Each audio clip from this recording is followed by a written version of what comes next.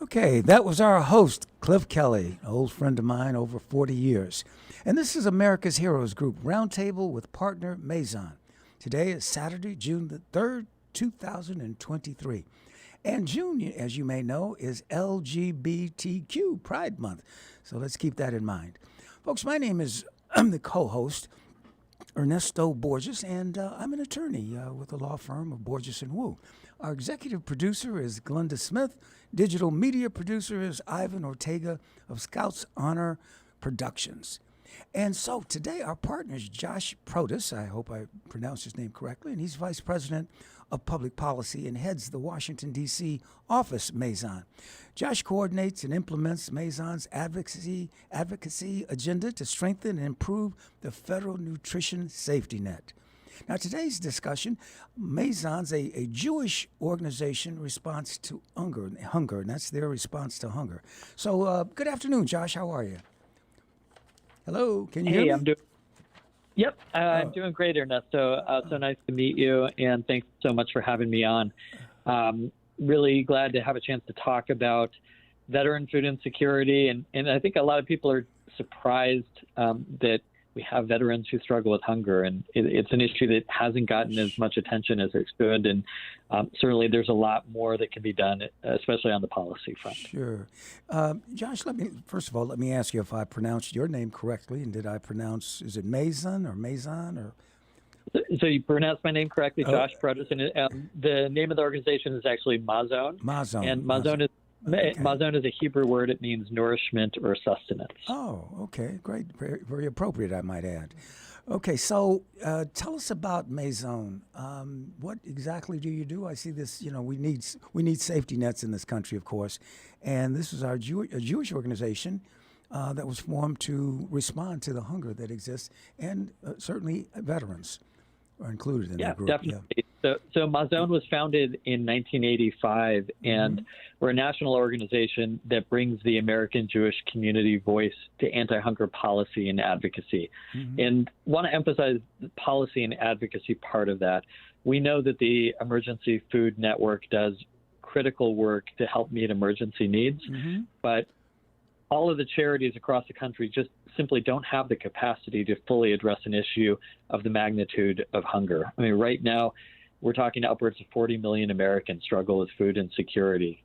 So Mazon really works to advocate for protecting and strengthening and improving critical federal and state programs that are really the core of our national response to hunger. Programs like SNAP, the Supplemental Nutrition Assistance Program, that serves more than 40 million Americans. Whenever there are even small cuts to programs like that, it puts enormous strain on the charitable sector. So we lend our voices together with other faith community partners, other anti-hunger partners to really bolster those programs that are so important to low-income Americans. Oh, that's great. And as you said, sometimes these budgets are cut. The SNAP program, I think, was in a little danger and recently. And I didn't realize it fed so many people, 40 million, the SNAP program. 40 million.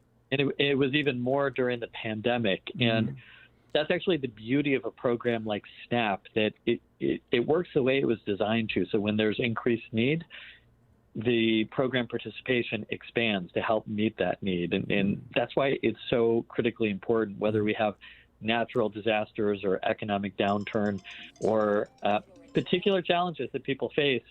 SNAP is there to help people put food on the table and not have to worry where their next meal is coming from. Now, is that where I see people in line in the supermarkets and they have a link card and all? Is that SNAP there? Is that part of SNAP?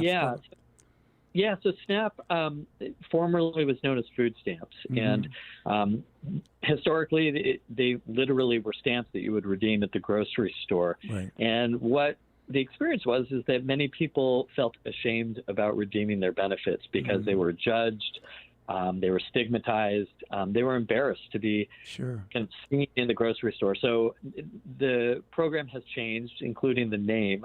So it's now the Supplemental Nutrition Assistance Program, and benefits are redeemed on an EBT card, an electronic benefit transfer card, just like a credit card. That's much more discreet.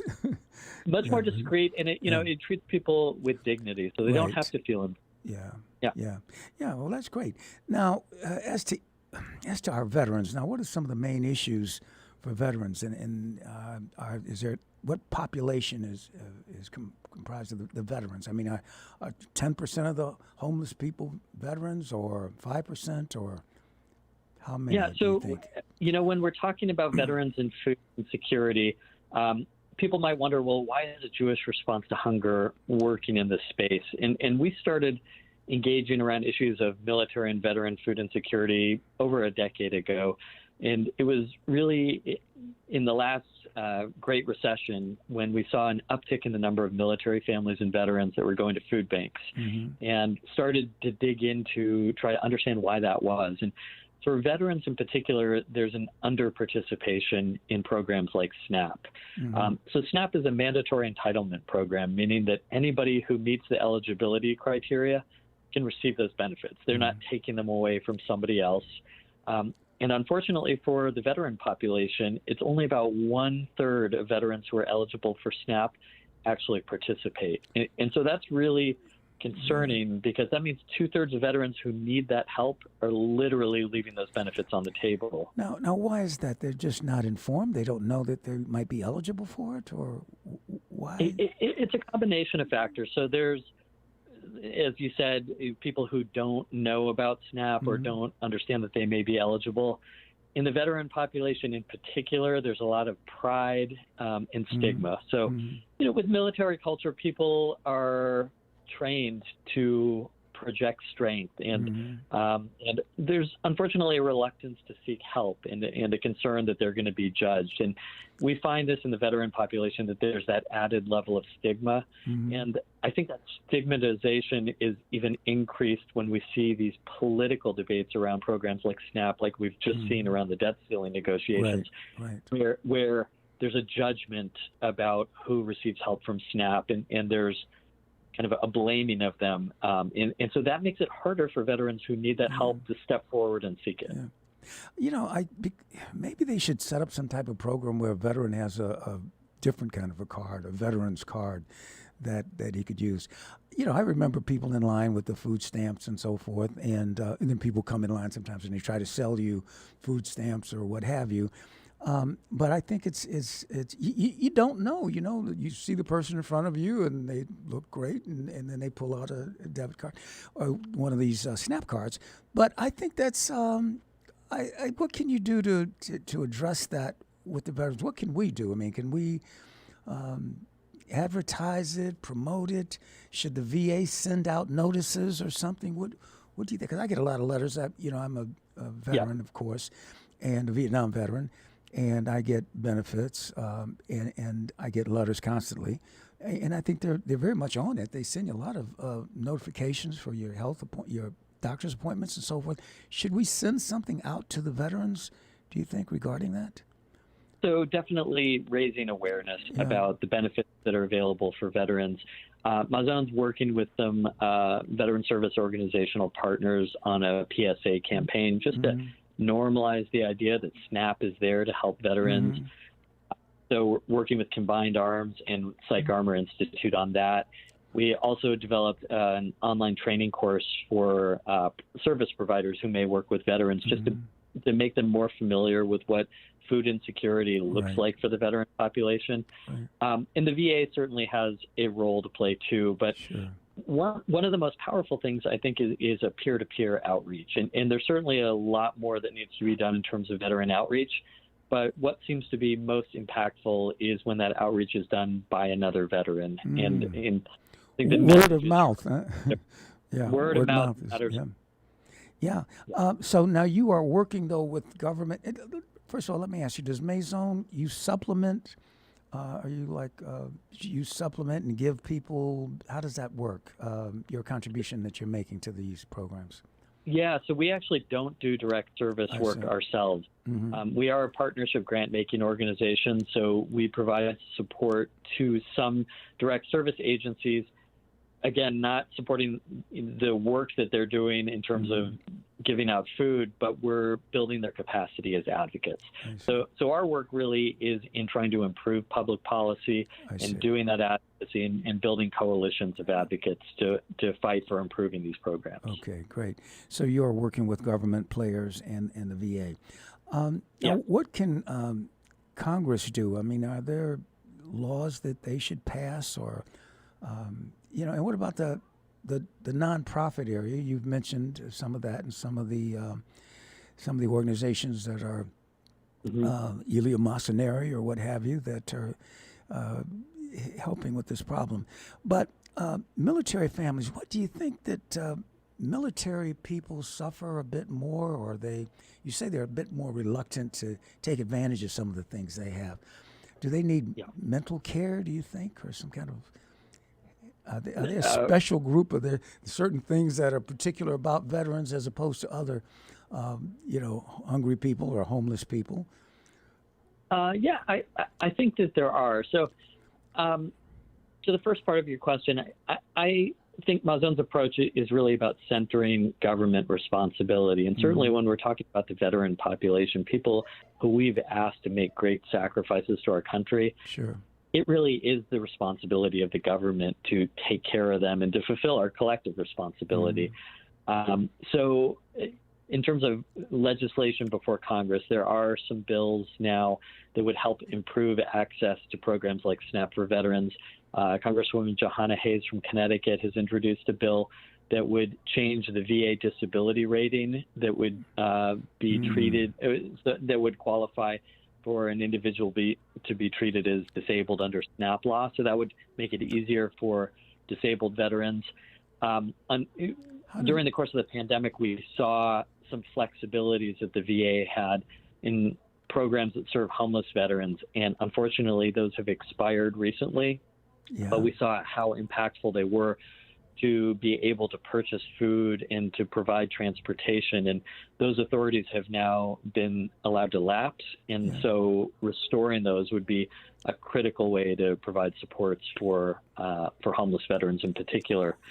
For military families, and it's pretty shocking that active duty military families struggle with food security at rates higher than the general population. Really? And I think part of it is because of the unique challenges of military life, where people are PCS they're moving every 2 to 3 years, and there are exceptionally high rates of spousal unemployment. So you have for junior enlisted personnel primarily a permanent change of station. When they're moving, they have to reset and start things over again. But it also makes it harder for military spouses to find full-time work and work that's aligned with their training. So unfortunately, for a lot of these junior enlisted households, they're struggling and sometimes living very close to the poverty line just on the base pay of a single individual, but they're supporting a household. And so Mazon has really led the national charge in trying to make some reforms to make it easier for active duty families to qualify both for SNAP and for a new program that we helped to author, the Military Family Basic Needs Allowance. So there's a lot that Congress can do. A lot that's going on, and it's good that you have some advocates in the House and in the Senate. My brother worked for the VA for 19 years as a physician, and he headed up the data integration of all the clinics and private hospitals and so forth. Just retired last June. But, I remember going and I couldn't get any kind of benefits. They wouldn't give me an aspirin, and that changed a bit. And now I'm 100% disabled vet, and I don't get any food provisions. But some people have to spend money doing other things because the VA doesn't take care of them, say in the medical area. In order to get dental work, you have to have 100% disability. You have your teeth cleaned. Which you might have to spend money to have that done as opposed to buying food and providing. So veterans are in a very unique position, and certainly wonderful what you are doing. And, when you talk about the lessons that we've learned during COVID, that kind of lets us know that, a situation like that hits us and hits our population, it affects all of us. even people in the military or people who've just gotten out of the military. So it's we need to prepare for contingencies like that. Yeah.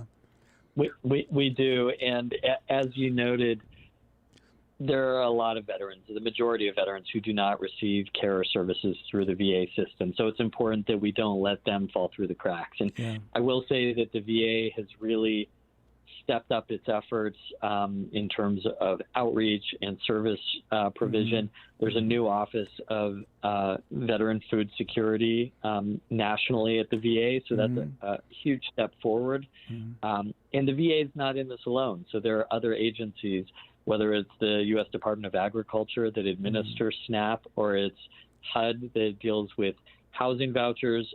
There needs to be that kind of collaboration across agencies, but also, as you said, veteran service organizations and community groups to reach veterans who aren't in the VA system. Right. And as you mentioned, some of those other groups, there needs to be some coordination, as you say, collaboration amongst those various groups, because sometimes one doesn't know what the other is doing. And that's unfortunate. It's just like you think the FBI knows what the CIA is doing, or you think one sheriff knows what the police are doing. What everybody's doing. Yeah, it's like there should be some kind of coordination in that regard, because otherwise people get left behind and get ignored. But I don't know what we could do. You know, our show here, we try to put the word out there so that veterans are aware of various programs that. So you're in Washington D.C. That's correct, or you run the? I'm based in. I'm in Washington D.C. Our organization is based in Los Angeles, and I see. You know, one resource happy to share with listeners on our website. We have a page on resources about veteran food insecurity. So if you go to mazon.org/veterans, so it's mazon.org/veterans.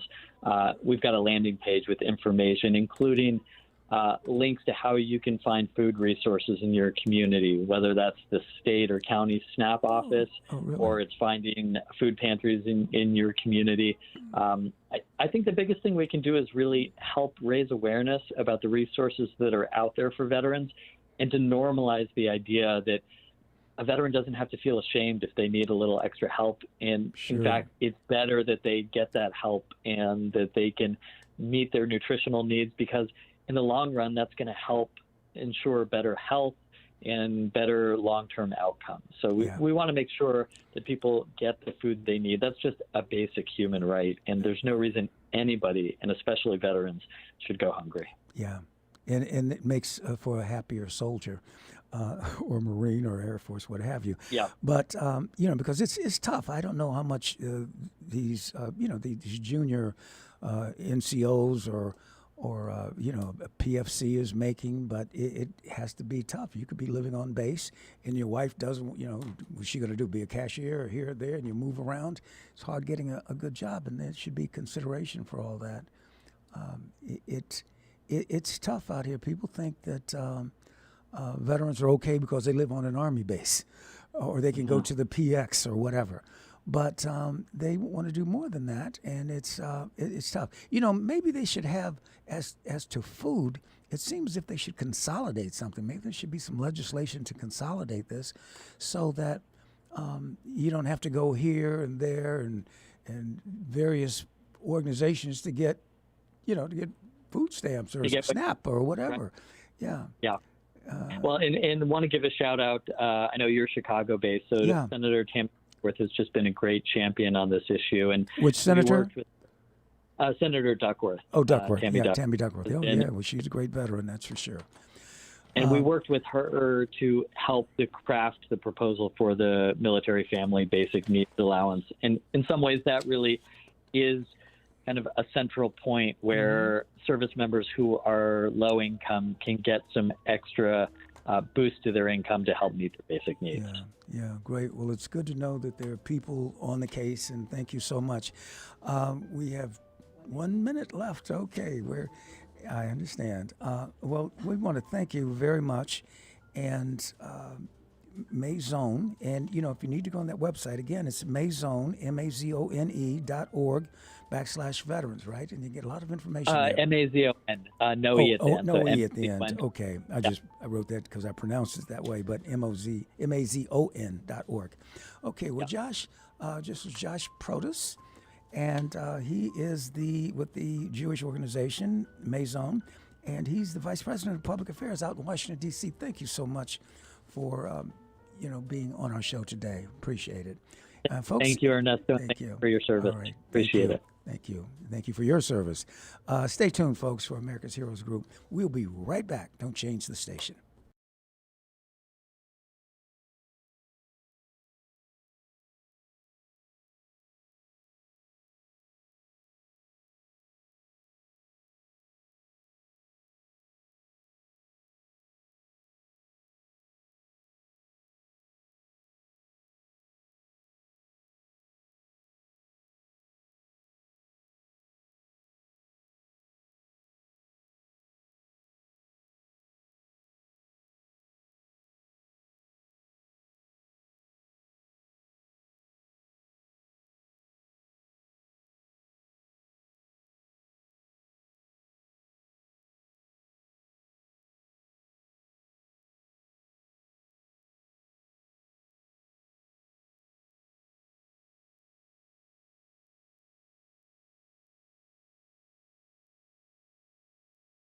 Hi, this is Cliff Kelley, Vietnam veteran, co-founder, and host of America's Heroes Group. We have helped hundreds and thousands of veterans find the resources they needed to move on past trauma, find the services they need to heal, find training, jobs, and housing. That's our mission. To support this mission so that we can continue our work and have even more veteran stories of overcoming and success, we need your help. Right now, please consider making a donation to America's Heroes Group. Dig deep and give what you can to support this mission and help those veterans in need.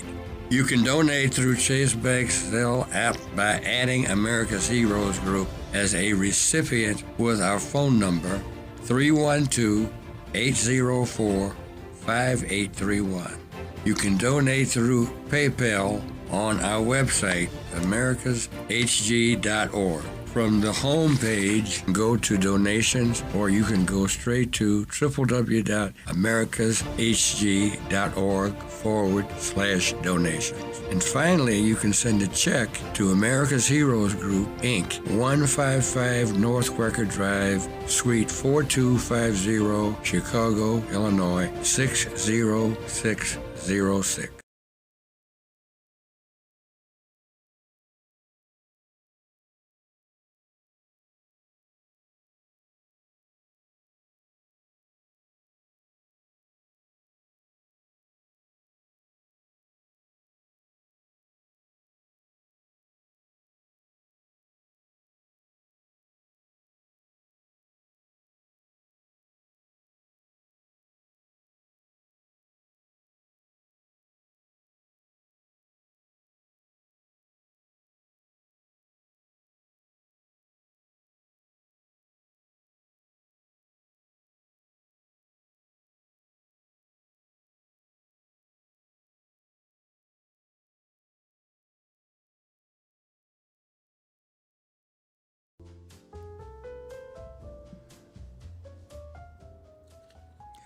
Okay, welcome, folks, to America's Heroes Group Roundtable with sponsor and partner RHF Ninja Warrior Competition. Today is Saturday, June 3rd, 2023, and June is the LGBTQ Pride Month, so let's keep that in mind, folks. Our host is Cliff Kelley. I'm co-host, attorney Ernesto Borges of the law firm of Borges & Wu. Our executive producer is Glenda Smith, and digital media producer is Ivan Ortega of Scouts Honor Productions. So we've got our partner today is Darren Jeffrey, and he's the founding board member of RHF and also the original course creator / builder for the TV show American Ninja Warrior on NBC. Our panelist, Dr. Owen T. Guess, and he specializes in using video games and television shows to create custom mental health solutions for his clients. Dr. Owen T. Guess is a friend of RHF. And our discussion today is going to be, Dr. Owen T. Guess is going to speak about his client's mental health video and television, video and television, and custom mental health solutions. So that's a mouthful, but Dr. Guess, and good afternoon to you, Dr. Owen. Dr. Owen Guest, right? Wait a minute. Is it you're Dr. Owen, but you're our guest? Let's see. I'm reading this. You're Dr. Owen, or you're Dr. Owen, Guest? Yes. Dr. Owen T. Guest. Okay. Yes. So, Doc, tell me. This sounds interesting. You're dealing with mental health videos and television. So you're kind of mixing things up a little bit. This sounds like real high-tech stuff. So tell us how you do this and what you do. Oh, absolutely. I, first of all, appreciate your time. And but also, let's see, also Darren Jeffrey. So who wants to pick it up? Oh, I say let's let the doctor tell us what he does. It's an amazing concept, and he's had a lot of success with it. Okay. Well, doctor, we're listening.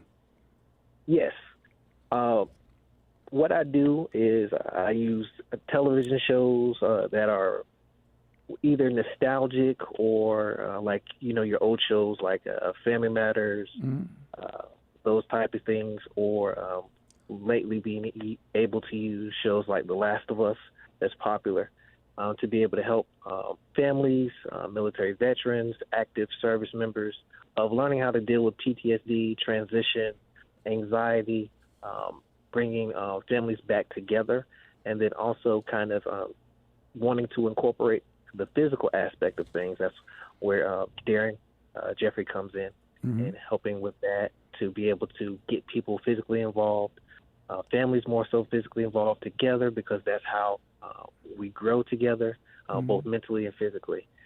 I've done this for about 14 years now, and it's proven to show great results for all my clients, whether they be individuals or couples. I see. Wow. And that's fascinating. And then also using the video games. I think that's what got Dr. Owen and myself together was the video game side of things, because the whole esports with the younger populations.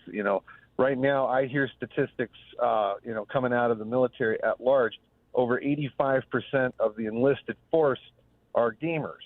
They know how to play the games. They speak fluently about the games, and so having Dr. Guess's ability to take a game like that and a person that plays these games and turn that and transform some of those moments in the game into these high-functioning, therapeutic, insightful moments where you get a glimpse at yourself, in a way that you wouldn't really get in any other fashion, and it's really phenomenal. So, can we talk a little bit about the esports, Doctor? Yes, being able to use multiple video games. I've used fighting games. That's part of my dissertation to help me get my doctorate. Using fighting games, typical what people would say violent games, to help people be able to see who they are as individuals in a third-person perspective, understanding their anxiety, how they respond to that anxiety, understanding the first-person perspective that comes in games like Call of Duty, how we respond to, just for example, if you're being raided, being able to see what is your typical response, why do you respond that way, and how do you do that in real life, as opposed to having the control and success in the video game that you have, because so many people that are enlisting or coming out of the service are heavy into video games, to where we're looking at people becoming cyber warriors, those type of things. People have talents, and those games bring out those talents, but I'm here to help show them what they can do outside of the game with those same strengths that they're doing in the game. Wow. Ernesto, isn't that amazing? Well, it absolutely is amazing. And I was wondering when we would move in that direction because so many people are into these video games, and we don't want the violent games. But Doc, I see that you're your PhD, and a PhD in what area is this? What is your PhD in? My PhD is in mental health. Mental health. Okay, Yes. so yeah, it's nice to see that you integrate this. So how does it work exactly? I mean, somebody comes to see you, and what do you let them view a video game, or do they get the controllers and all of that, and then you kind of determine what their response is going to be? Or is it like Pavlov's dogs or something, or what? I'm just curious. How, practically, how does that work when somebody comes to your office or what have you? Oh, right now, I'm definitely doing things virtually. What we do is, first off, I have to get to know my client because I'm a person-centered therapist, and what that is for me understanding them for who they are. They do not come in with any prejudgments at all. They are here to teach me them. And with me learning who they are, because that's a key thing in mental health, is because too often, especially our veterans and active soldiers come in and they feel judged. That is not what I want to do. I want them to teach me who they are, because that's my role in the therapeutic process. So it becomes individualized. And so what happens is through the process, they're telling me about themselves, their families. I am able to connect them with certain programming, which is the television aspect, where we review episodes to see what sparks up in their mind, their emotions. And then as they're able to dissect that form of media, we then move on to the video games, to where they're playing the games. I'm able to see what they're doing, whether that's I'm joining a party with them, and I'm observing how they're responding. I'm listening to them in chat, what they're doing, and just being natural. And so I then take from that, where we talk about gamification, and that's observing the environment of the game, the music, maybe the type of weapon that you might choose. Some people might want to go in and ball in. Some people might want to snipe. But it's understanding that is how your mind works. And what you're doing with that is going to be how you respond to just problems in everyday life. When you're coming back home from family, when you're interviewing for a job, when you're taking your kids to school, what it is that is going to be your natural reflexes, and being able to see how you can either change that or strengthen it in the right situation. Okay. So somebody is, say, passive aggressive, or and how would you, first of all, let's say you brought up Family Matters as a TV show. Was that? Yes. A show? But how do you determine what TV show to show them, or do you ask them what their favorite was, and then you make a decision based on that as to what video game you would recommend? Can somebody look at a Western and say, I want to see Have Gun Will Travel, or I want to see, something, I Love Lucy, or what have you?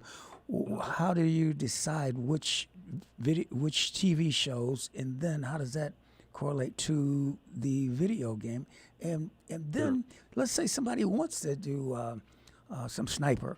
So how do you handle that? They want to shoot, they want to be aggressive, and then you offer some type of regimen for them, or how does that work exactly? Okay. So I can pick up the first part when it comes to choosing the television shows. Okay. Oftentimes I use Family Matters as a way to show people there's an episode that talks about mourning and how do we effectively mourn, because we are told to serve others through mourning. But in that, all the time, we forget about ourselves.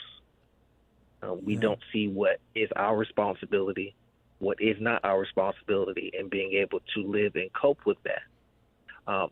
Taking that episode, we formulate, whether it be a simulation in real life where a person feels like they have to serve others, but they don't have the capacity to do that. We then see how they respond in that. We then translate that same environment into a gaming process where it would be, let's say, to take your other example of being a sniper, your team is pretty much going into a place where you have to cover somebody's back just to get into a door. Okay. You have to do that. Mm-hmm. But at the same time, you know, you have to make a decision. And so guess what? You're probably going to get people mad when you make an executive decision for your success rate, right? Right. And so then it's being able to say, all right, I did this for myself. This is how it's better for the better good of our team. You guys are able to respond in this situation, and I put you guys in a better situation, as opposed to me having to be reactive all the time, because now I'm always doing that, because that's pretty much the sniper role, is that you have to either initiate or you have to be reactive in those situations. Yeah. I want to be able to. Yeah. Go ahead. Oh, but the next question that you asked, I believe, was why do I pick those shows? One, those are shows that I grew up on. Mm-hmm. Those are shows that majority of people know. It make you feel good. Family Matters, if people were paying attention during the pandemic, was a show that came back during the pandemic while people were at home. It brings up good nostalgic feelings, gives up good family values, but also is realistic to a point. I want to keep people grounded. But, you know, you got different episodes of his family. Is that the one with Michael J. Fox or no? Oh, that's the one with Jaleel White, Steve Urkel. The people not probably know Steve Urkel. Yeah. That's not the Urkel that was on the other show, the Urkel. It was a character named Urkel. But so you use that. Do you always use that show, or no? Different shows. Okay. And so after you determine, I guess you get some idea of who they are. You interview them and ask who they are first. Then you have them look at Family Matters or some other show in a particular episode, because you're looking for a particular emotion. Is that what you're looking for? I mean, I would imagine some shows are dealing with mourning, some are dealing with loyalty, disloyalty, you know, various, you know, human emotions. So are you looking for a particular emotion in a person? Is this someone who has an emotional problem that you're bringing in? Is that, or you're just, you know, does somebody have a problem, they come to see you, and you're trying to get to the bottom of it, and you're trying to offer some therapy for them, correct? Yes, it's a mixture of all those. For certain episodes, I might be saying, okay, I want to see how this instrumentation invokes a emotion of sadness. I want to see how they deal with sadness in this moment. Can they think through it when I ask a hard question after being put in this state? Sometimes I want it to be a blank canvas to where they're teaching me and then I'm learning through this process, because this is an ever-evolving type of therapy. It's not just a one all come and then we just do one-stop shop.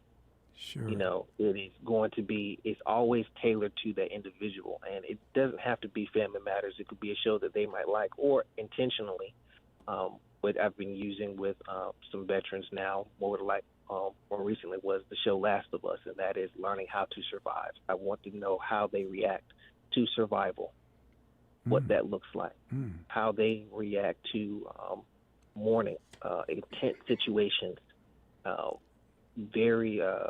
having to make very quick decisions, and are they okay with the decision that they made? How do they handle conflict? Right. Because conflict in the field is going to be different from conflict at home. Yeah. Sometimes it's quite similar, but hopefully not. Hopefully not. So, Darren, did you have other questions for the doc, or something you want to bring out? Every time he talks about this stuff, my wheels are turning, and you know, I'm thinking about some of the projects that him and I are working on now that are more group-based, where, you know, you can work with a larger group of people and actually give them the ability to watch an episode or two of, say, The Last of Us, you know, the zombie apocalypse type movie. Right. And then how can we create a real-world experience instead of going to gaming? We're looking at options for larger groups to work with all at one time, where they might be able to go out, you know, and have an actual experience in the field that's fabricated that could either cause success or failure, and then working at the group level and studying group dynamics with teams and other organizations. So that I just love listening to how he talks about it, because it's so innovative. Sure. And it's taking something that a lot of families have had negative experiences with video games in their house. Maybe someone's spending too much time on playing the game, or maybe their behavior after the game is disruptive because they're all amped up from a good shootout, that sort of thing. Yeah. And so to see this positive aspect of what these games can do if you're asking yourself the right question, and as a student, being open to being teachable about yourself, and being open to learning about yourself, is just such a unique way of doing it. You never really feel like you're a bad guy, or you're the wrong, you've got the wrong personality, or you're broken or a misfit, because this is about you and your reaction to something that, obviously or likely very desirable, like playing games that you're familiar with. So I'm just fascinated. I always meant to ask where he got inspired. If you could share with us what got you into this, Doctor. Oh yeah. For me, this is an approach that I've used even on myself since I was little, because growing up in the 90s, television was humongous. We just got into the age of video games, all those type of things, and I was just interested in how it affected me, and then how it affected my friends, and how I got the same benefits. I was an athlete as well, played basketball, and I got the same benefits that I got from basketball from analyzing television shows, and how it helped me grow. And I feel as if a whole generation of people were raised the exact same way I was. And that was, everything is technology based now. Everything, we watch television, we watch YouTube, we're on video games, we're all connected through technology. And therapy is just so far behind when it comes to using technology for our benefit, because I can turn on the news and somebody could say, oh, well, you know what, this game is bad, but then I can throw out tons of people and say, well, this is how this game has benefited these people, and how it's brought people together. So I believe that we are entering into a new age to where technology has to be a part of mental health and physical health as we move forward as a society. And what better way to be able to give this to our active service members and veterans. That's wonderful. Now, so I mean, ultimately, what is your dream here? And of course, there are video games now, and they're going to be some more sophisticated, like we had Atari in the beginning or something, and now I don't know if you're old enough to remember that, but I am. You are. Okay, Darren. But things are moving so fast, and AI is coming in, and AI is going to help develop some other video games and so forth. Ultimately, what is it that you were trying to achieve, Doc and Darren? What would be your dream situation, your utopia? Well, for me, with his work, it would just be an honor to be able to just be a fly on the wall as he develops the programs. But I personally would like to see this type of behavioral management analytics branch off into larger groups and become beneficial for teams, teams and different organizations that have to work together. Yeah. More on the preventative side rather than the suppression side. Sure. Is there any fear that you have that some people are spending more time with video games than going out socializing and so forth? People talk about it. Everybody's got a phone, and they spend a lot of time talking on their phone or playing a game on their phone. Is there some socialization concern here that we're not socializing, we're not talking to each other the way that we once did? Is there any... There's always that chatter, but collectively, the human condition is what it is, and we do need to feel connected. We do need to feel social. We do have basic needs that we will get one way or another, and someone's getting it through a network of friends and family that they only talk to when their headsets are on and they're playing the game. Mm-hmm. I think that's a great sense of community, even though I may not understand it. I may not resonate with me. I may not even be a survivable community for me. But, if it's working for them and it's working at large, the change does not concern me at all. Okay. What about you, Doc? I would say that, this is why Darren and I are like peanut butter and jelly when it comes to this, because he's bringing the active part in things and people are understanding that how they can be active. And though in esports, right now there's a big influx of people wanting to be more active because guess what? That helps with your gameplay and that helps free your mind after that. So you said esports? Esports, yes. Okay. Could you explain electronic that? sports.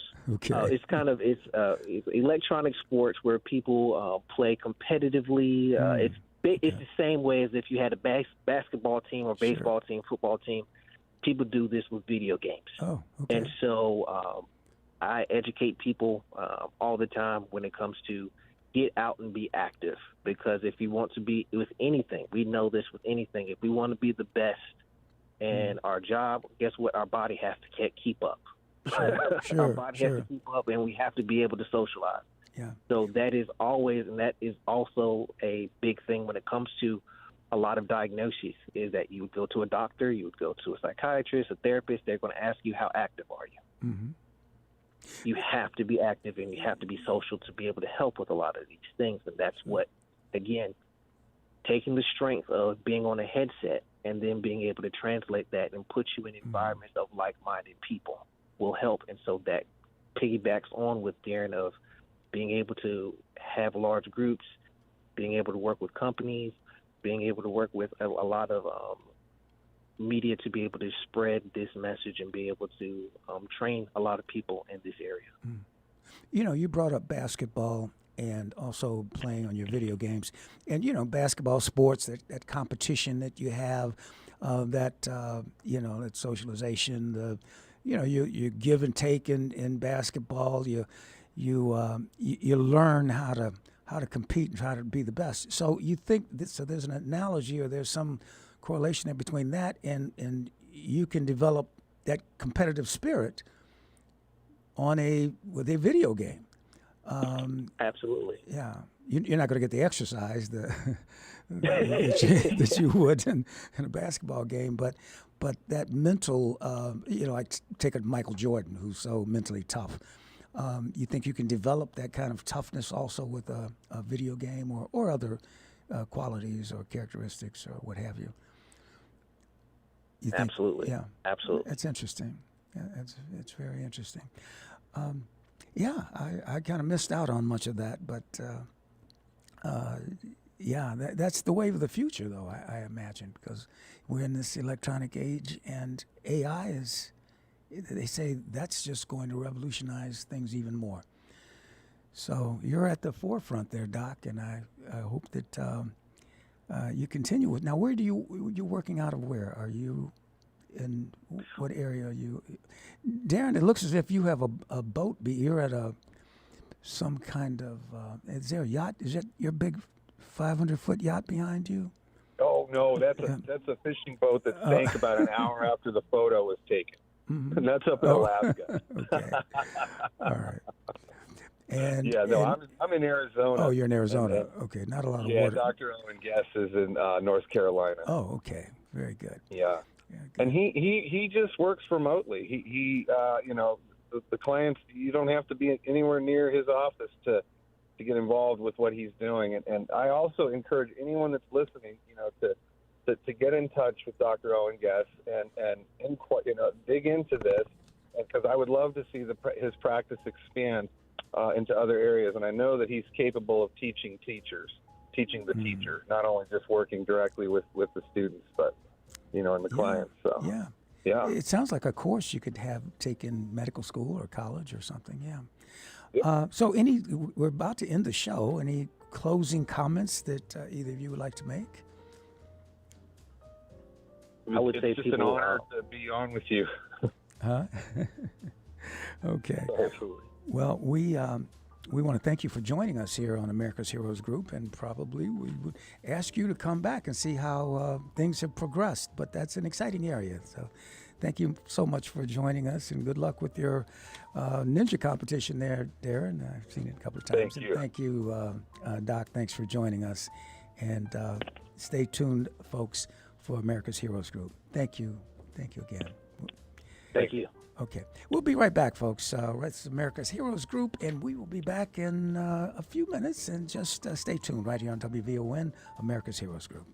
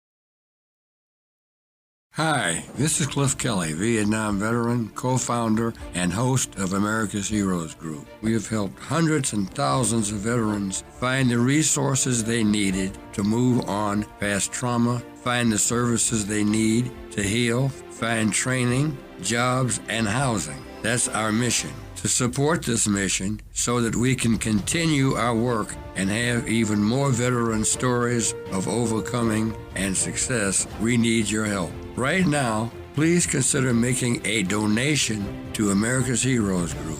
Dig deep and give what you can to support this mission and help those veterans in need.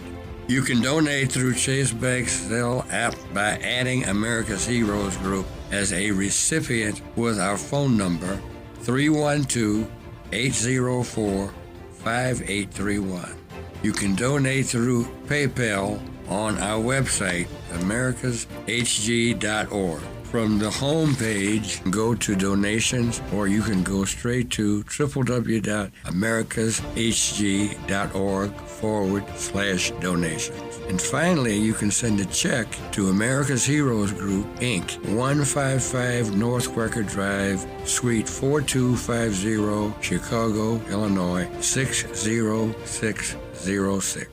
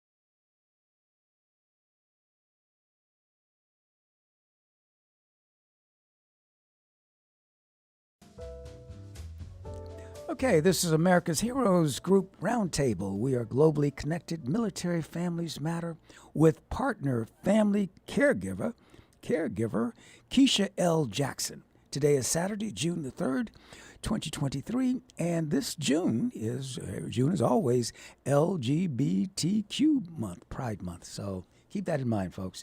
Our host is Cliff Kelley. I'm your co-host, Attorney Ernesto Borges of the law firm of Borges & Wu. Our executive producer is Glenda Smith, and our digital media producer is Ivan Ortega of Scouts Honor Productions. And today our partner is Keisha L. Jackson, a United States Air Force veteran and family giver. We have a panelist, was Jasmine Rush, and she's a retired U.S. Navy veteran, a mother, author, coach, and a photographer, videographer. So today's discussion is going to be about President Biden's executive order helping family caregivers, something very important. So let's lead the conversation off here. Let's ask Jasmine, now what is a Navy aviation boatswain, mate, handler, in-crash and amp salvage? That's one of the questions I need to ask you. And boatswain, it's pronounced boatswain, right? And not boatswains. And tell us what that is. Yeah. So it's actually boatswain's mate. Boatswain's mate. Can you hear me all right? Yes, we can. Okay, perfect. So thank you so much for having me on the show first. Thank you for coming. But aviation boatswain's mate is a person who works on the flight deck of crash and salvage. They can also work in the hangar bay, and we work with airplanes on the ship. So, when you said when there's a crash, like on these aircraft carriers? Yes. So we are prepared to be firefighters in case a crash happens. So we do a lot of training in order to prepare for that. Oh. Now, and how did you transition from that? And you were in the Navy, I guess, 4 years or so? Yes, I was in the Navy for 4 years, from 2000 to 2004. And then I left the Navy and began my journey to where I am today. So how did that happen? You transitioned from being this Navy aviation boatswain mate to becoming an author, a videographer, a photographer, a life coach, and helping people to find their voice. How did that happen, that transition there? There were a lot of small steps, one at a time, but it really began with me reaching out to get help for myself and to find healing and health. And that is what led me to small steps. I went to college at Liberty University, and that helped me as well. And my bachelor's is in business administration, and then my master's is in marriage and family, human services, marriage and family. Still at Liberty? I've already graduated from Liberty. No, I'm saying you got your master's at Liberty also? Oh, yes, sir. Yes, sir. Oh, okay. So tell me, what's life like being an author? You've written, what have you written? Books or articles or what have you? Yeah, I've written one book. It's called Help Me Tell, Finding Your Voice After Trauma. It's a book for children to help them find their voice, especially after they have experienced some trauma, some traumatic event in life. And it's a very short read. I've even heard from adults that it's been impactful to them as well. And so just trying to help people gain their voice, that's my hope. Oh, that's wonderful. And you also do some photography and videography, and you coach people. Yes, sir. Yes, sir. Oh, well, fascinating. And let's see, we're going to have Keisha. Keisha, you're going to, are you there, Keisha? Yeah, I am, Ernesto. Hi, okay. Can you hear me? Yes, I can. So you have a few questions for Jasmine, I understand. Yes, I definitely wanted to, I just wanted to mention that Jasmine, sometimes when I come and I'll bring people on the show, Jasmine is one of the type of people that individuals that I bring on the show that I always have to say exhaust me. Because in addition to those things that you talked about, Jasmine, she loves to cook. She's She also volunteers a lot, and she was a family caregiver to her uncle who was in the Vietnam War. So maybe during this conversation today, Jasmine will get a chance to share a little bit about that. And to just speak to how Jasmine exhausts me, I sent her a text one day at like 10 o'clock at night, and her response was she was taking a nap. She was getting ready to get up and start. And so, but taking anyway, a nap Jasmine, at 10 p.m.? Exactly. So that just kind of sets the tone for the person that's on the call today with us. So, hey, Jazz. You two are related? Hey, Keisha, how are you? You two are related? You had a common uncle? No. Oh, that's just you had an uncle in Sam. Vietnam. Okay, yeah. Yeah, we have Uncle Sam as our I see. Uncle Sam is our uncle. I got you. Okay. So, hey, Jazz, I wanted to jump right in. And before we talk about President Biden's executive order, I did want you to mention two things that I know that you are involved with. One is the Wear Blue Run to Remember, and the other is a Wounded Warriors Project.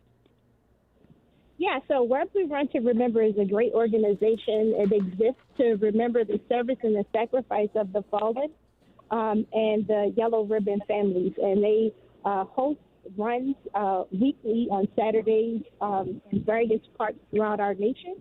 And so it's a very good organization to get involved with. If you have never heard of them, take time to look them up.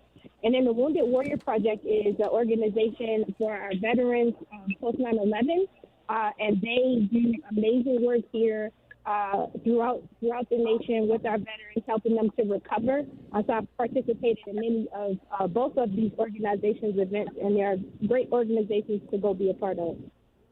Oh, I think that's really great. I know I get a chance to see some of your posts on social media, so I salute you too for all of the work that you're doing with that volunteer work that you're doing. Another thing that you mentioned on your bio is that you work hard for our veterans during the day. So what does that entail?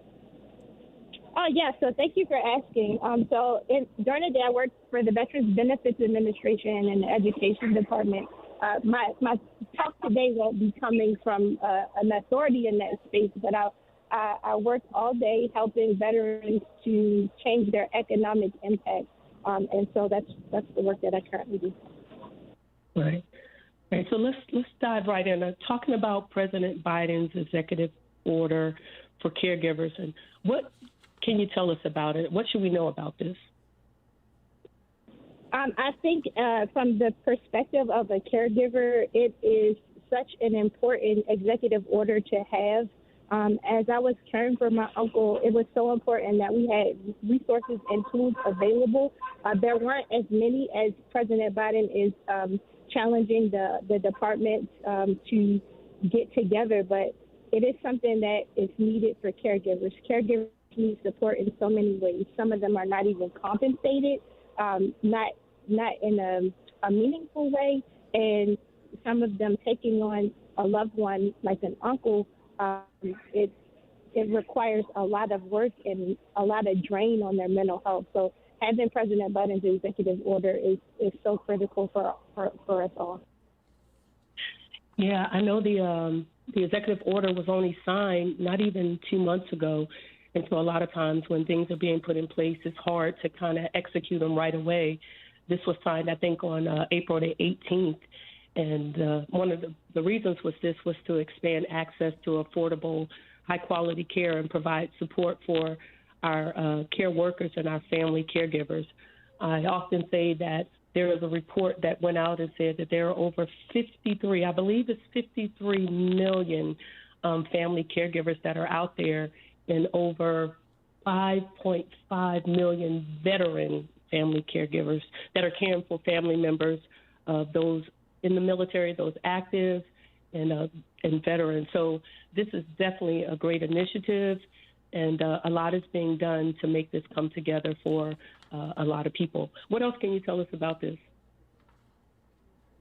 Yeah, it's a very comprehensive set of executive actions that any president has ever taken to improve care for hardworking families while supporting caregivers, care workers, and their family caregivers. So it's really important.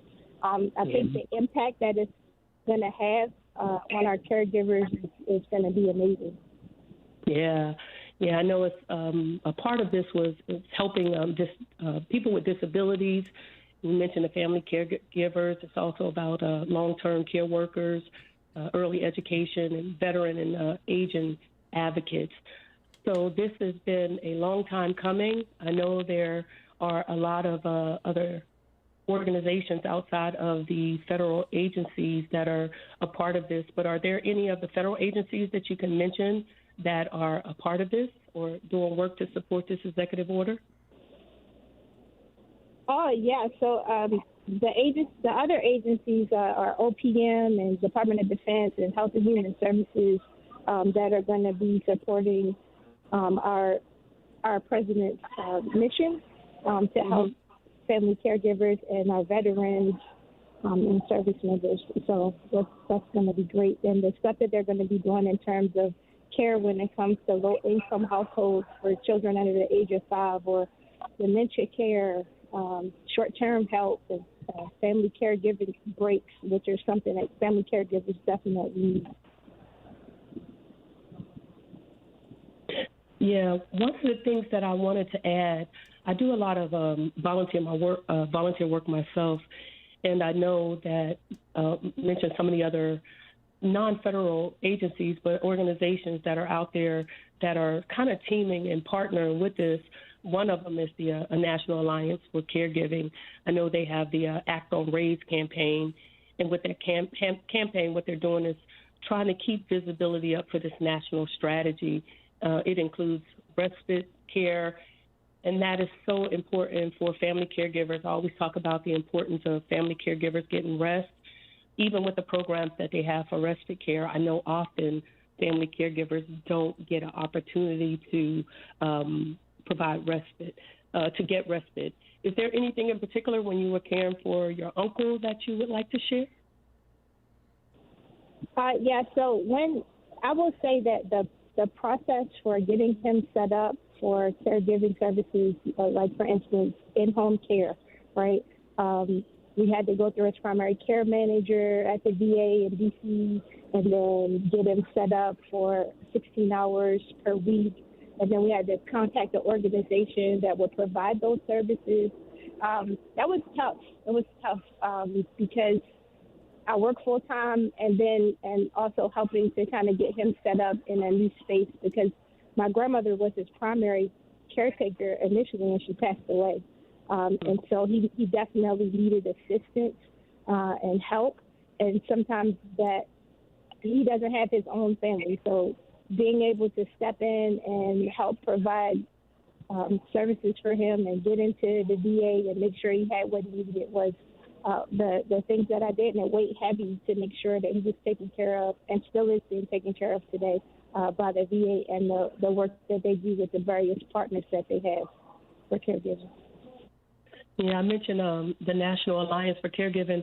There's so many other organizations that are out there. There is that's doing things.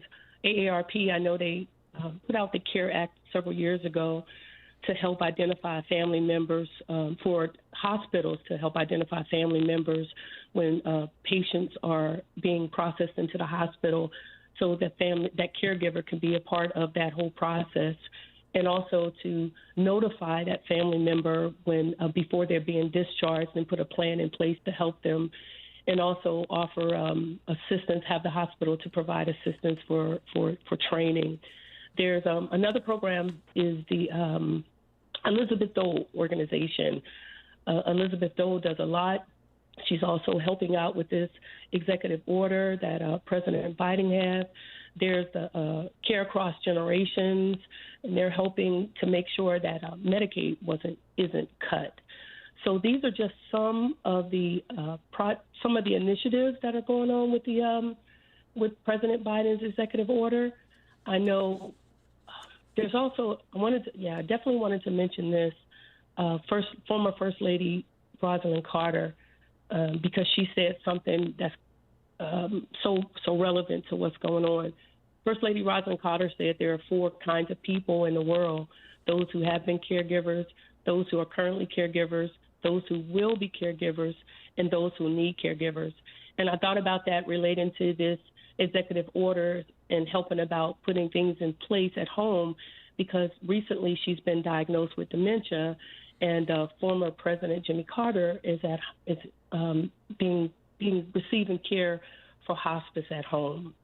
So those are just some of the things that ties into the President Biden's executive order for family caregivers. I wanted to ask you, Jazz, a little bit about, do you see any challenges with the executive order? Yeah, I would say some of the challenges that exist, like we know nationwide, we have issues with healthcare providers, right? Being properly trained, being properly paid and cared for.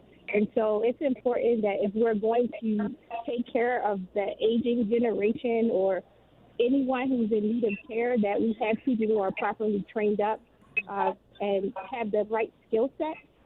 And so I think that's one of the challenges that we're facing in implementing this executive order. Yeah. I also know, reading in the USA Today, that I didn't notice that military members are deployed more frequently today than during the wars in Iraq and Afghanistan. And the DOD has more than 76,000 children enrolled in the child care programs. And so this executive order is going to help, or within the DOD, to be able to try to help find programs or maybe grants to help not just our military children, but other children to be able to, or parents to be able to have affordable daycare. I also know that within the military, that is one of the biggest challenges to the military, is finding, getting affordable child care for parents to deploy, whether it's a single parent or, a married couple. So what else can you tell us about the executive order as it relates to mental health challenges for military children and veterans? Maybe it relates a little bit to the book that you've written. Oh, yeah, thank you for bringing that up. I think that people tend to not always give sight to the fact that children experience so much mental trauma as a result of the trauma that's going on around them as well. And so in my book, Help Me Tell, it just is a very small guide to help provoke that small change in conversation around finding a voice, finding their voice, and then speaking the truth, and then getting the right help. And so I'm really excited to say that even though we are having so many different challenges, that there's hope, and that we can, as a nation, if we catch this, we can get together and do well. Yeah, that's so true. Is there anything else you want to share with us today before we wrap up? Whether it's about you, about the programs that you're involved in, your volunteer work, your book, anything else you want to share, or about the executive order? So I thank you again so much for having me on the show. Thank you so much for your time today. I would just share, if you would like to reach out to me and learn more about me, then follow me on Instagram at jazzy.speak. My book is on my website, which is jasminenicolerush.com, as well as on Amazon.com, and it's available in Kindle. And I'm happy to have a conversation and deeper dialogue about anything that you would want to talk about. So I thank you so much for your time today and the opportunity to speak to you all today about this most important topic. Yeah, thank you. Thanks a lot, Jazz. Okay. Ladies, Keisha L. Jackson and Jasmine Rush, two veterans, my fellow veterans. I'm a veteran also. And thanks for your service, and thanks for everything that you're doing. It seems so much needed, and thank God the President did sign an executive order to help the family caregivers. Thank you for joining us on America's Heroes Group, and hope to talk to you soon. So, folks, stay tuned. We'll be back in a few minutes. Just stay tuned. Don't change the station. Right here on America's Heroes Group. Thanks, ladies.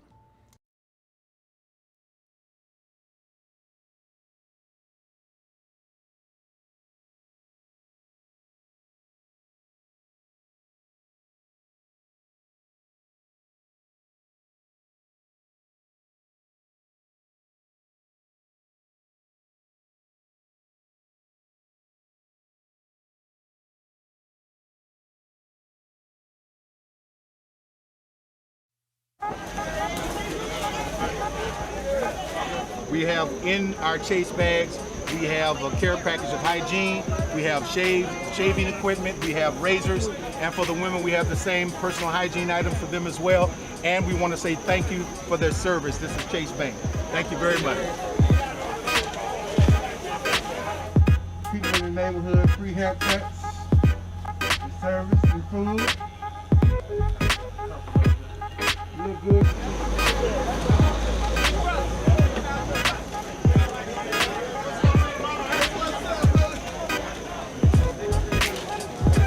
Thank you for your service. Thank you for your service. Thank you for your service. Thank you.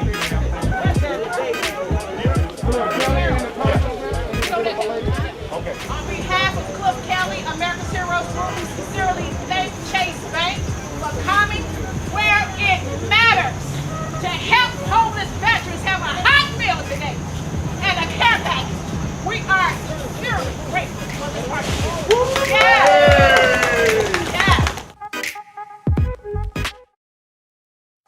Welcome to America's Heroes Group. Hear your voice where we connect the disconnected intentionally.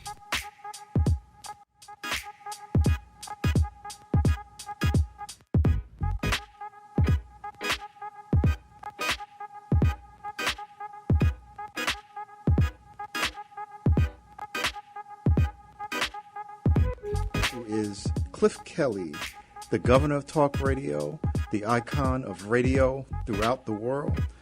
Chauncey Spencer II and I, again, share a special relationship. His late great father, Tuskegee Airman Chauncey E. Spencer, took me as a child on my first airplane ride. Wow. Yeah. This is something that people need to see. Often we don't, do the things to show how great our people are. It changes the paradigm of how people think about us, about the collective consciousness of what it means to be us. And we've been having great conversations about trying to get more African Americans into aviation.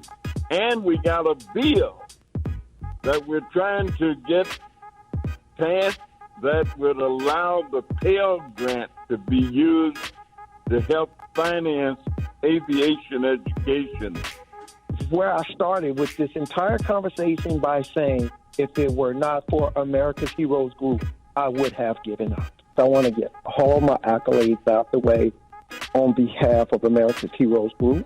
Ms. Glenda, thank you. Thank you for encouraging me to press on. I would encourage you all to support this organization. One thing for sure, America's Hero Group is out there. Ms. Glenda will take the time. Ms. Glenda Smith will take the time to listen to you and to steer you in the direction that you need to go. Thank you for watching another episode of America's Heroes Group, where we provide education about resources and information for our veterans, military, and their family.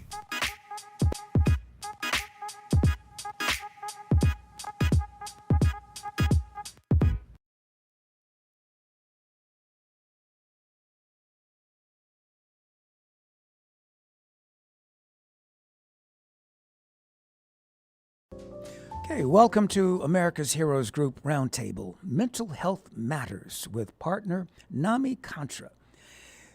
Today is Saturday, May the 6th, 2023, and June is LGBTQ Pride Month. And our host is Cliff Kelley. I'm the co-host, attorney Ernesto Borges of the law firm of Borges and Wu. Our executive producer is Glenda Smith, and digital media producer is Ivan Ortega of Scouts Honor Productions. Today, we've got our partner, Gigi Crowder. She's the executive director of NAMI Contra Costa in California. NAMI is a national, stands for, it's an acronym for the National Alliance on Mental Illness. It's an advocacy group that was founded by family members of people who have mental illnesses. And our panelist is none other than Dr. Mark Wilson, and he is with NAMI Contra Costa LGBTQ support group. And our discussion today is going to be about LGBTQ Pride Month and LGBT LGBTQ suicide prevention. So, welcome, Dr. Smith. Dr. Wilson, it is. Dr. Wilson? Hello? Can you hear me? Yes. Dr. Wilson? Yeah. Hello? Oh, yes. Hi. Yes, I'm here. Great, Okay, great. here I am. How are you? Okay, Dr. Good, Wilson. I'm well. Good to hear that. Okay, as we celebrate Pride Month, and so what resources and supports should we lift up to ensure that mental health of those who identify as LGBTQ are taken into account? Is there something that, are there resources here that we don't know about that you could help us with? I'm sorry, resources where? Here in the as to the mental health of people in that community.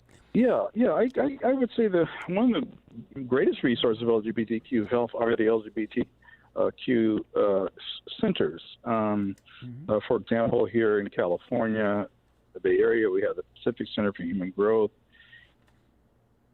the LGBT Center in San Francisco Center, and maybe the city is going to find a center.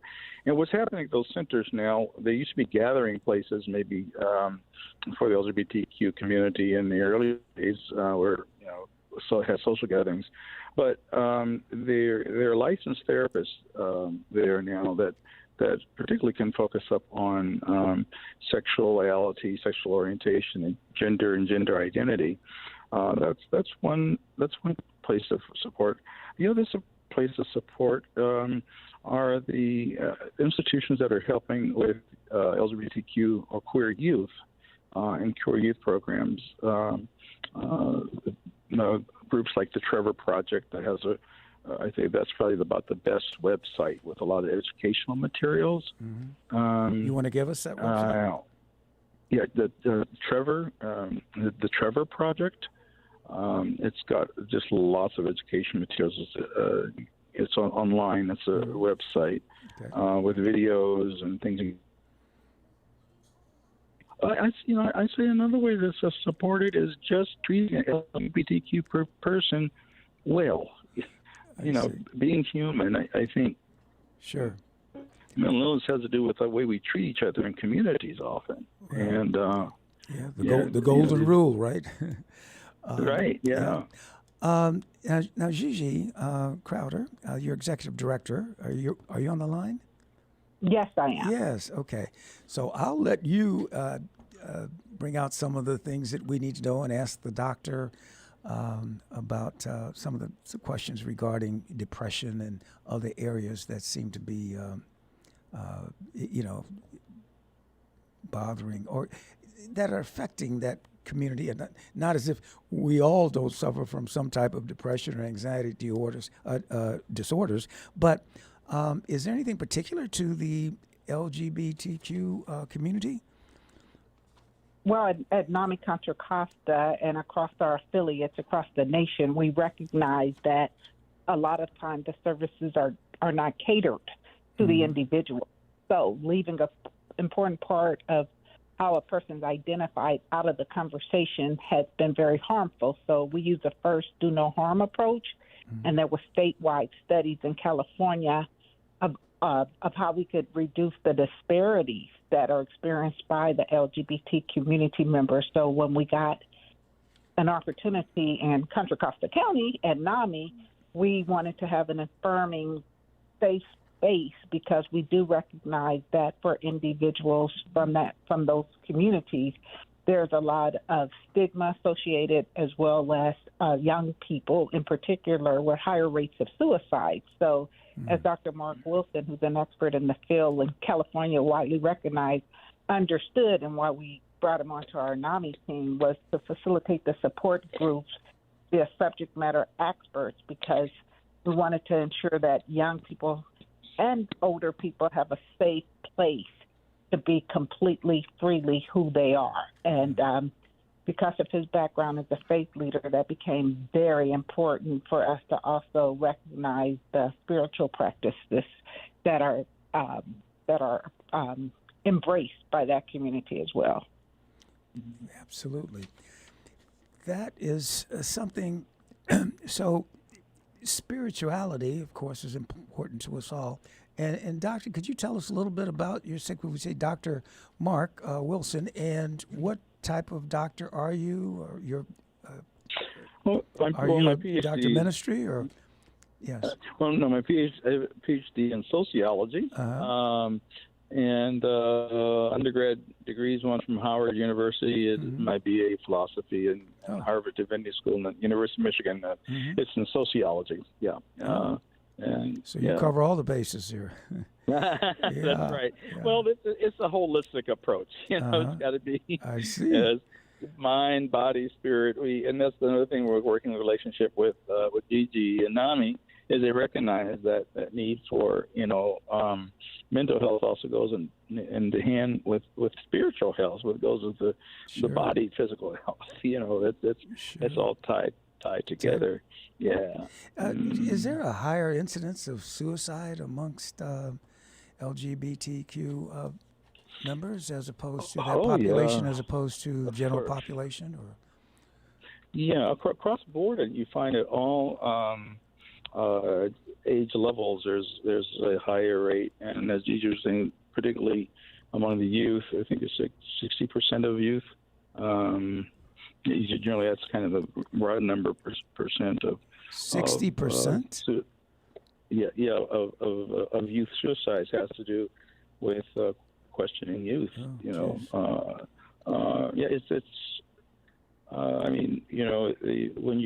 When you come with a sexual orientation that's already been defined for so many years as pathological, it wasn't until 1972 when the American Psychiatric Association, said that same-sex attraction was not an illness, but there's still too many institutions, families, churches, schools. We have this whole banning of books when, for myself as a gay man, it would have really helped my mental state and helped me save some money on therapy.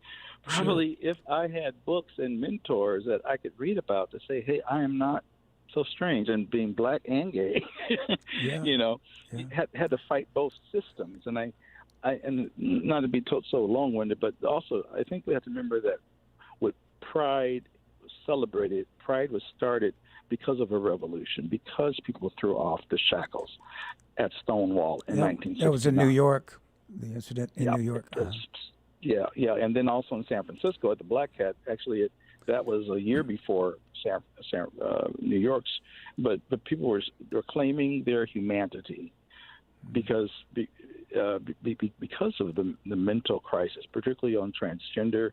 It was the transgender community that led the battle. I know Pride is a lot of celebration and all, and the rainbows, and that's beautiful. But there's right now, again, like I said, there's bans going on books. There's movies that need to be shown. It's a different time. Yeah, and that's great. Sure. At least this conversation. As Dr. Mark indicated, for a long time there was no specific funding for individuals to get the mental health supports they need. More and more counties and cities and jurisdictions are doing that. So we're trying to make sure that at NAMI CC we partner, and so when individuals come to us looking for resources and referrals, we'll have the opportunity to let them know, of course, where they can go. And people really appreciate getting support from a person who have their own personal lived experience. Sure. And they understand the challenges that an individual has faced. We have done a horrible job in this country of embracing all individuals that may be defined as different than the folks that have the positioning to do the work. So as we at NAMI recognize need, whether it be for LGBTQ or particular ethnic and cultural communities, we try and hire specifically for someone who can say, I've gone through that before. And so we really want people to walk into our site and be proud of who they are. And then if they are experiencing some anxiety or depression, they're receiving the most appropriate services, not just, okay, here you are, you're saying this is important to you, and we brush it off or never mind it because we don't carry the skill set to discuss it, or it's, something that we feel is not a part of it. As Dr. Mark said, shamefully in this country, it was once a person identifying as loving someone from their same sex was seen as a mental illness. Now, we've moved away from that, but we still have a very long way to go, even with commercials on TV, et cetera. Young people carry a great amount of anxiety and hurt and not feeling like they can be accepted when they start questioning their orientation. So we can do a much better job in this country and across the world. Sadly, I was just seeing that. Just don't go to Turkey. Yeah. Right.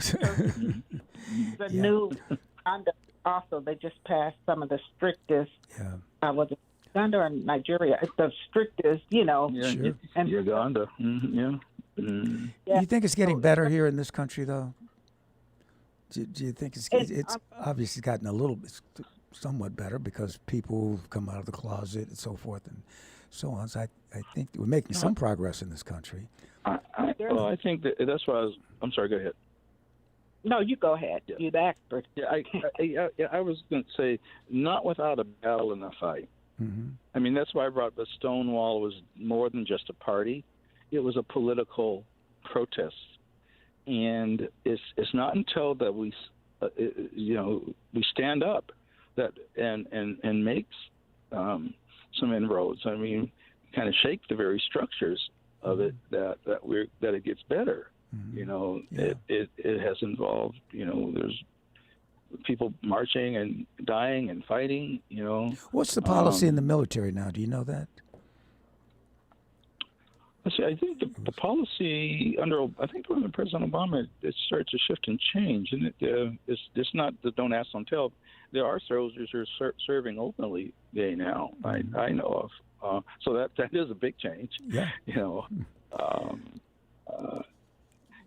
I mean, when you look at yeah, certainly from when I was in the military, in 1968. Yeah, we are aware that it has changed on paper. So like with many things, it can change on paper, but the action. So if we were surveying individuals in the military, do they still feel like they can openly share that? And the answer to that is no. So many military personnel still feel like they have to keep their sexual orientation preferences a secret. Yeah. And in certain sports also, right? Yeah. Oh, yeah, definitely. And I think Gigi makes a great point. And I want to say about things changing.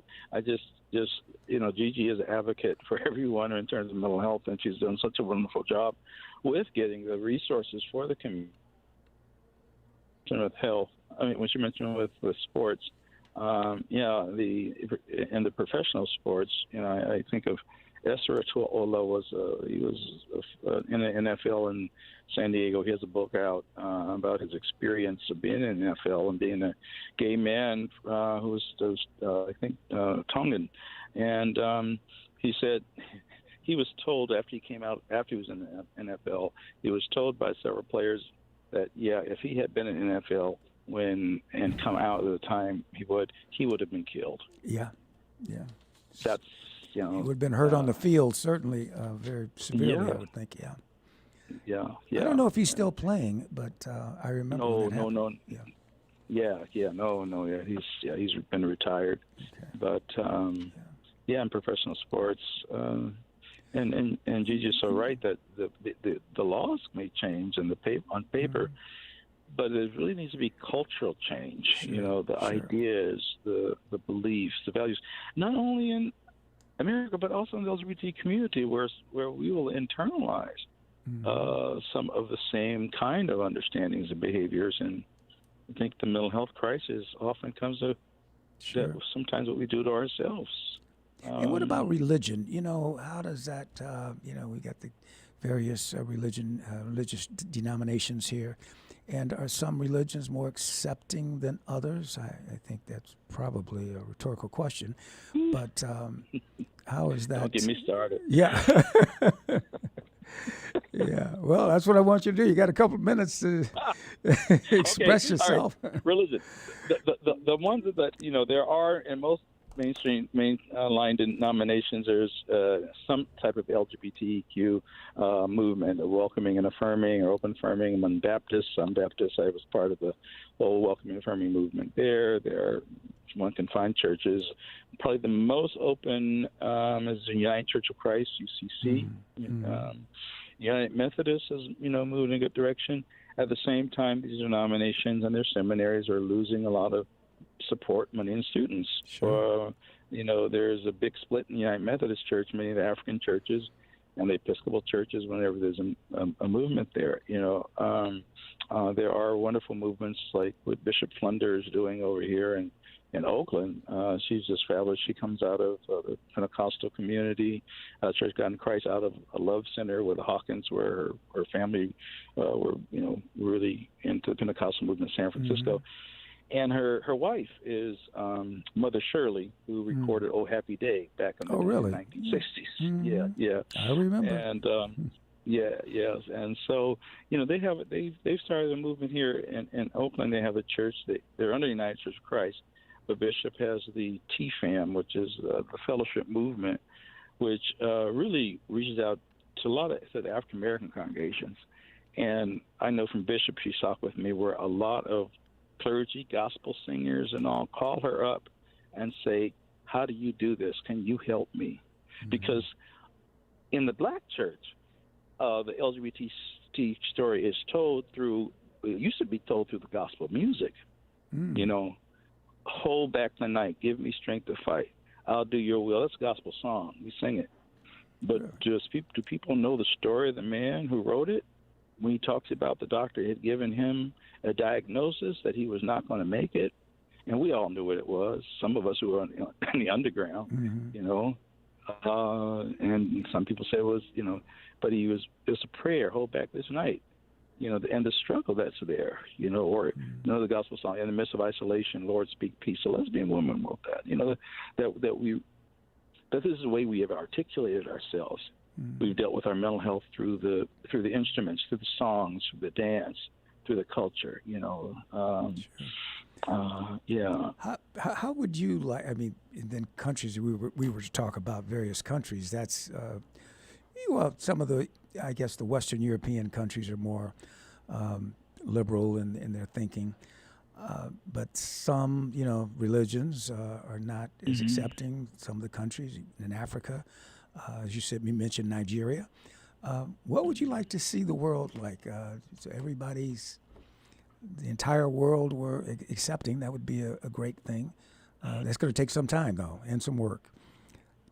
Well, I'd say, it's just always, we're not, it's just like, what is the old gospel song? Lord, I may have not reached perfection, but I'm trying. Yeah. This ain't heaven yet. Yeah. And there's going to be some issues of inequality, there, and it's that message of love, of treating each other right, doing unto others you have them do unto you, has got to be consistent. It's and I will there be a time when everybody is accepted who are different? Well, we still have to look at what the majority does, or the people with power do. How people make money off of these politics and differences, and benefit, for their own power. I think they got to. Yeah, we've got some dangerous politicians out there. Certainly, Florida and other places. It's it's problematic. But some of the younger generation are more. What do you think? I would agree there. That's what I was saying. I would agree there. However, in the LGBTQ community, that's still an issue generationally. I mean, the kids are challenging us. I mean, the whole gender pronouns. Even getting to putting the Q on LGBT. When I came along, coming out, it was just gay, lesbian. Okay? Right. And then age it was expanded. But every youth in the country are generally where the social movement begins. That's the same for civil rights, power. I think Dr. King was 27 or something like that when he Montgomery boycott, bus boycott. Right. No, the youth in our community have really made us talk about gender and gender identity. You know, transgender persons were not welcome to gay bars. You know, and the time of the Stonewall, they were kicked out. There would be fights. Lesbian women and gay men did not get along in the same spaces. We would fight each other. You know, I didn't know that. But it's a sexism of gay men. But when AIDS hit, you know, it was the lesbians who said, "Our brothers are dying. We got to take care of each other." And that's when we started opening up. It was like the late 80s and 90s, and the term queer was coming along, the umbrella community. We got to recognize bisexuals. We got to recognize transgender individuals. And yet still the T, transgender, because it's different than sexual orientation. I have a friend of mine right now, his partner has just discovered she's transgender, and he's gay. And they're trying to figure that out right now, you know. Yeah, I would imagine that could get a little complicated, the relationships there in transgender. I'm not sure that goes both ways or what, male, female, male, yeah. Yeah. Well, it's like I'm not transgender, so I don't want to talk about it. But it's you know, gender is so fluid. There's an interesting recording on TV special called "The 9 Month You Were Born," I think it's called, and it follows the gestation of a child all the way through, and they talk about all these hormones. What hormone produces gender, and one produces sexuality. And they show that they don't line up. You know, one comes before the other, and so it's just not this direct line. Yeah, it's not just the X and Y chromosomes, huh? It's more than that. Right. Yeah.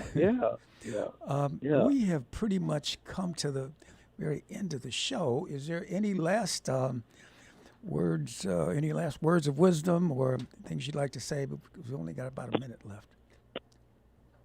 Well, our motto at NAMI is "You're not alone." So, and I think some of the mottos that are used, like "it gets better." So, of course, our goal is to save people's lives and to make sure that they're not experiencing depression or anxiety. So, supporting them when they call us to get to a safe place so that we can reduce the harm done to any community member, regardless of their. Great. Well, thank you. Thank you so much for joining us, Dr. Mark Wilson. Thank you for the invitation. And thank you, Gigi Crowder, Executive Director of NAMI. And thanks for joining us here on America's Heroes Group. But we have our executive producer who's sitting across from me, and I'm going to turn it over to her, Glenda Smith. Thank you, co-host with the mostest, Attorney Ernesto Borges of Bill Buster.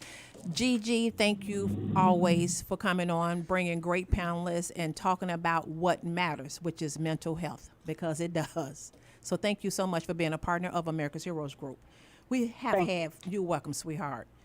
We have had 4 great shows today. Partner Mazon. We have had our partner and sponsor, RHF. Darren Jeffries. We've had Keisha, one of our best partners, family caregivers, Military Family Matters. So thank you guys, as always, every week for listening, watching us live stream, downloading the podcast, going to our website. It makes a difference because of you. This show, Cliff started, and 2015. We aired our first show 2016, so we've been on the air for 7 years because of you. This platform is about you, getting resources and information to you. To our co-host Sean, to Cliff Kelley, to the best digital media producer we have ever had, Ivan Ortega, put your thumb up in the air, hello, of Scott's Honor Production. He goes beyond. He has taken this show digitally to a whole different level. We look like NPR, CNN. So thank you guys. To our technical producer, Lady Kaya, who holds it down, the smooth operator, every Saturday. I personally want to thank all of you guys, and I'm not going to become emotional, because my dad passed in April and you guys held the show together. It worked every week seamless, as if I was still here. So you guys embraced me, you supported me, and I appreciate you in my absence, because America's Heroes Group is about excellence, with or without. So Blessings, and thank you all. This is America's Heroes Group. Thank you guys. Have a safe and blessed weekend.